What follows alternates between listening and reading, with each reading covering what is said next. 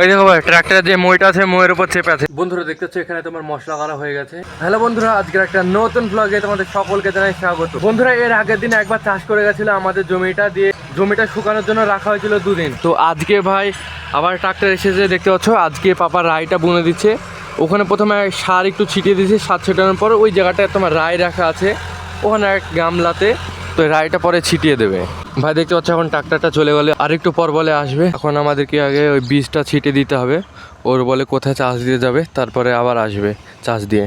তো এখন আমরা বীজটা সারটা ভালোভাবে ছিটিয়ে দেবো, দিয়ে আর 10-15 মিনিট বাদ দিয়ে যত সম্ভব আসবে। ওই দিকের এক জমিতে চাষ করতে গেল। দেখতে পাচ্ছ আবার ট্রাক্টর চলে আসলো, এবার জমিটা চাষ করে দেবে। পাপা ওখানে বীজটা ছেটাচ্ছে, এতক্ষণও হয়েছিল না, তো এখন ছিটিয়ে দিচ্ছে, হয়ে যাবে আর 5-10 মিনিটের মধ্যে পাপার বীজ ছেটানো।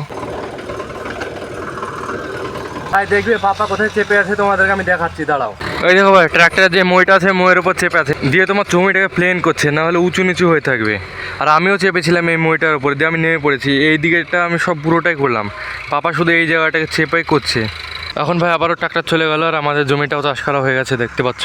বন্ধুরা দেখতে পাচ্ছ আজকে মিস্ত্রি এসেছে আর আমাদের গোয়াল ঘরের ভিতরে এই জায়গাটা ইটটা পেড়ে দিয়েছি, দেখতে পাচ্ছ। এই সাইডে সব ইটগুলো বেছাচ্ছে। আর দেখো আমাদের গোয়াল ঘরে পুরো দিকটা ইটগুলো বেছানো হয়ে গেছে, শুধু এই জায়গাটা বাকি।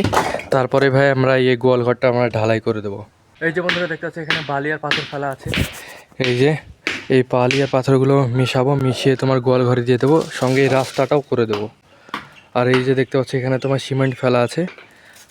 বন্ধুরা আমাদের যখন গোয়ালঘরটা ঢালাই হয়ে যাবে না, তখন আমাদের গরুগুলো এই দিক দিয়ে আনা যাবে না। না দায় চারা খেতে আসবে তখন এই দিক দিয়ে আনা যাবে না, কারণ এদিকে তো ঢালাই হয়ে যাবে। ওই জন্য আমাদেরকে গরুটা এই দিক দিয়ে নিয়ে আসতে হবে। তো এই দিকটা আমাকে পরিষ্কার করতে হবে।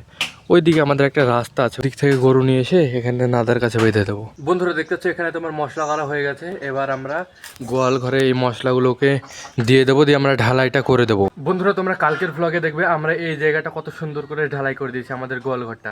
ভাই আজকে আমি খুবই কাজের মধ্যে পড়ে গেছি আর আজকের ভ্লগটা কন্টিনিউ করছি না। আজকের জন্য আমাদের ভ্লগটা এখানে এন্ড করছি। ভালো লাগলে অবশ্যই ভালোবাসে লাইক করো, সাবস্ক্রাইব করো।